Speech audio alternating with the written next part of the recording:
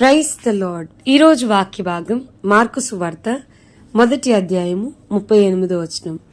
ఆయన ఇతర సమీప గ్రామములలోను నేను ప్రకటించినట్లు వెళ్ళుదం రండి, ఇందు నిమిత్తమే గదా నేను బయలుదేరి వచ్చితినని వారితో చెప్పాను. ఈరోజు ఈ వాక్య భాగం ద్వారా దేవుడు మనతో మాట్లాడుతూ ఉన్నారు. ఈ మార్కు సువార్త 1వ అధ్యాయం 38వ వచనం కనుక మనం చూస్తే యేసయ్య శిష్యుని పిలిచి అంటున్నాడు, ఇతర సమీప గ్రామాల్లో మరి ప్రకటించడానికి వెళ్దాం రండి, దీనికోసమే కదా నేను బయలుదేరి వచ్చాను, దీనికోసమే కదా నేను వచ్చాను అని ప్రభు మాట్లాడడం మనం వింటున్నాం. వాక్యం వింటున్న ప్రియమైన వార్లారా, చుట్టుపక్కల ప్రాంతాలకి సువార్తను చెప్తాను, ప్రకటిస్తాను అని ప్రభు మాట్లాడడం మనం చూస్తా ఉన్నాం. వాక్యం వింటున్న ప్రియమైన వార్లారా, చాలాసార్లు మనం క్రైస్తవులమే కానీ మరి క్రీస్తును ప్రకటించలేని క్రైస్తవులు. మన పక్కన చాలామంది ఉంటారు, వారికి యేసు ఎవరో తెలీదు, కానీ వారికి యేసే కొరకు చెప్పడానికి మనం ఇష్టపడం. ఈవెన్ మనకి ఎవరిష్టమో, what you are feeling, what is your intentions, అన్ని స్టేటస్లు, Instagram, what so called social media ద్వారా మన యొక్క ఇంటెన్షన్స్, మన యొక్క భావనలు, పనికిరాని చెత్త ప్రతిదీ మనం స్టేటస్ రూపంలో కావచ్చు, వేరు ఫార్మాట్స్లో మరి వాటిని షేర్ చేయడానికి ఇష్టపడతాం. కానీ అరే అసలు నీ సాక్ష్యం ఏంటి, ఎలాగా నువ్వు క్రీస్తుకి దగ్గరయ్యావు, how Christ entered into your life, అసలు క్రీస్తు నీ జీవితంలోనికి ఎలా వచ్చాడు, ఆయన వచ్చిన తర్వాత నీ పరిస్థితులు ఎలా మారాయి, how our life was changed, ఎట్లా మన జీవితం అనేది మారిపోయింది అనేది మనం ఎవరికైనా చెప్పగలుగుతున్నామా? సువార్త చెప్పడం రాదంటే చాలాసార్లు మన సాక్ష్యం మరుగున పడిపోయింది, మన జీవితాల్లో దేవుడు చేసిన కార్యాలు మరుగున పడిపోయాయి. అనవసరమైన మాటలు మాట్లాడమంటే చాలా ఓపికగా, with much patience will talk hours together, చాలా గంటల తరబడి పనికిరాని మాటలు మాట్లాడమంటే చాలా ఎక్కువగా మనం మాట్లాడుతూ వస్తాం కదండి. అయితే క్రీస్తుని గూర్చిన మాట, సువార్త చెప్పడానికి మనం ఎంతవరకు ఇష్టపడుతున్నాం? మనకి బాగా తెలుసు, మరి ఏసన్న గారి కొరకు దేవుడు అంత గొప్పగా ఈ సేవకుని వాడుకోవడానికి గల కారణం ఏంటి అనంటే, వాళ్ళు దేవుని యొక్క నమ్మకత్వాన్ని గెలుచుకున్నారు. ఏసన్న గారు తన ప్లేట్లో మీల్ ఆయన తీసుకోకముందు, ఈవెన్ మార్నింగ్ బ్రేక్ఫాస్ట్ తీసుకోకముందు, మధ్యాహ్నం భోజనం చేయకముందు చిన్నగా ఆయన ఏ ప్రాంతంలో ఉంటే అక్కడికి వెళ్ళి వారికి సువార్త చెప్పి, ఒకరికన్నా సువార్త చెప్పి వెనక్కి వచ్చి ఆ భోజనాన్ని పట్టుకుని అప్పుడు ఆయన తినేవాడు కృతజ్ఞత చెల్లించి. మన జీవితాల్లో ఇలాంటి దినాలు ఏమన్నా ఉన్నాయా? దేవుడు ఆయన యొక్క నమ్మకత్వం ఎవరికి చెప్పారు, ఎవరికి తెలుసు, ఎవరమన్నా చూస్తామా? కాదు. ప్రభు ఎదుట వారి నమ్మకత్వాన్ని కాపాడుకోవడం వల్ల ప్రజలందరి ఎదుట దేవుడు వారి కొమ్మును పైకెత్తాడు.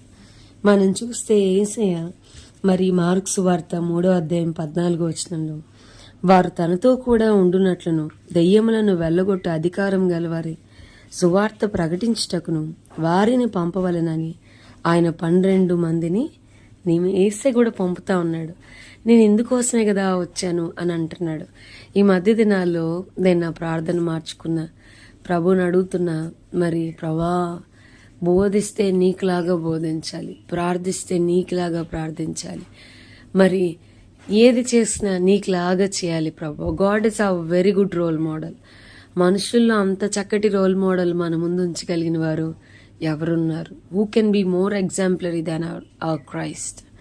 ఎంత మాదిరి, ప్రేమలో ఆయన మాదిరి, ఇంకొంతసేపట్లో అప్పగించేస్తాడన్న వ్యక్తిని కూడా ఆయన ప్రేమించగలడు కదా. ప్రేమలో ఆయన మాదిరి, మరి ప్రార్థనలు ఆయన మహారోదనతోనూ కన్నీళ్లతోనూ, ఆయన ఇంకనూ చీకటి ఉండగానే ప్రొద్దుగుంకగానే మరి అరణ్యంలోనికి వెళ్ళిపోవడం, ప్రార్థనలో మన ప్రభు మనకి ఏకాంత అనుభవంలో మాదిరి. ఆయన బోధిస్తే 3 దినాలు ప్రజలు అలా కూర్చుని పోయారు. బోధలు ఆయన మాదిరి ఉపమాన రీతిగా వారికి అర్థమయ్యే విధంగా ఆయన వాక్యాన్ని వాళ్ళకి బోధిస్తూ వచ్చాడు. ప్రభులాగా మనం జీవించడానికి ఇష్టపడాలి. అదే పనిగా రాత్రింబగలు మరి ఒకటే పని, నేను సువార్త ప్రకటించడానికి కదా, నా తండ్రి రాజ్యం కొరకు చెప్పడానికి కదా, ఇదిగో పరలోక రాజ్యము సమీపించి ఉన్నది, మారు మనసు పొందండి అని ప్రకటిస్తూ వచ్చాడు. సో యేసేలాగా మనం కూడా మరి మన సాక్ష్యం మరుగుపడిపోయి మరుగుపడిపోయిన హౌ గాడ్ ఎన్కౌంటర్డ్ అస్. అసలు దేవునికి నీకు మధ్య ఆ సంధింపు సంగతి ఏంటి? ఎట్లా ఆ పర్సనల్ ఎన్కౌంటర్ జరిగింది? నేనైతే చాలాసార్లు చెప్తాను, చాలా ప్లాట్ఫామ్స్ ముందు చెప్పాను, I'm not Christian because my parents are Christian. నా తల్లిదండ్రులు క్రైస్తవులు లేదా సేవకులని నేను క్రైస్తవురాల్ని కాలేదు. ఎవరో వాక్యం చెప్తే అట్లా కూడా మారలేదు. నాకు నా ప్రభుకి మధ్య ఒక సంధింపు జరిగింది, ఒక పర్సనల్ ఎన్కౌంటర్ జరిగింది. నా ప్రభు నాతో మాట్లాడాడు, నా ప్రభు నన్ను ప్రేమిస్తున్నానని నాతో మాట్లాడాడు. శాశ్వతమైన ప్రేమతో నేను ప్రేమిస్తున్నాను, విడువక నీ అళ్ళ కృప చూపుతాను, నేను విడువను, నిన్ను ఎడబాయను, ముదిమొచ్చు వరకు నేను ఎత్తుకుంటాను. నేను ప్రభువుని అడిగాను తెలిసి తెలియని వయసులో, ప్రభా నువ్వు నన్ను ప్రేమిస్తున్నావా, అసలు నువ్వు ఉన్నావా, లార్డ్ ఆర్ యు ఎగ్జిస్టెడ్, అసలు నువ్వు ఉంటే నాతో మాట్లాడు, నువ్వు నన్ను ప్రేమిస్తే నన్ను ఎంతగా ప్రేమిస్తావో నాతో చెప్పు అని ఆయన పాదాలు పట్టుకున్నప్పుడు నా ప్రభువు నాతో మాట్లాడి, ఏదో క్యాజువల్గా స్టార్ట్ అయిన నా ప్రార్థన తెలియకుండానే మూలుగులు కన్నీటితో నిండిపోయింది. నా ప్రభు నాతో మాట్లాడడం మొదలుపెట్టాడు. అప్పుడు అర్థమైంది, ప్రార్థన అంటే ఏదో ఒక ఆషామాషి విషయం కాదు. నేను చేస్తున్న ప్రతి ప్రార్థన నా ప్రభు వింటాడు. వినడం మాత్రం అంటే కాదు, he listens at the same time he response. మనకి నోటిని కలగజేసిన వాడు, నోటికి మాటనిచ్చిన వాడు, తిరిగి మాట్లాడలేని దేవుడు కాదు. ఆయన తిరిగి మనతో మాట్లాడతాడు, చాలా స్పష్టంగా మాట్లాడతాడు. మరి మన భక్తి, మన ప్రార్థన, మన పరిశుద్ధత కాకుండా హృదయపూర్వకంగా ప్రభువును వెతుకుతున్నప్పుడు, వివేకం కలిగి దేవుని వెదకువారు కలరేమో అని భూలోకమంతట ఆయన సంచరిస్తా ఉన్నాడు. ఆయన తిరిగి మనకి రెస్పాండ్ అవుతాడు. చాలా స్పష్టంగా దేవుడు మనతో మాట్లాడతాడు. మరి మరుగున పెట్టబడిన మన సాక్ష్యాలను బయటికి తీద్దాం.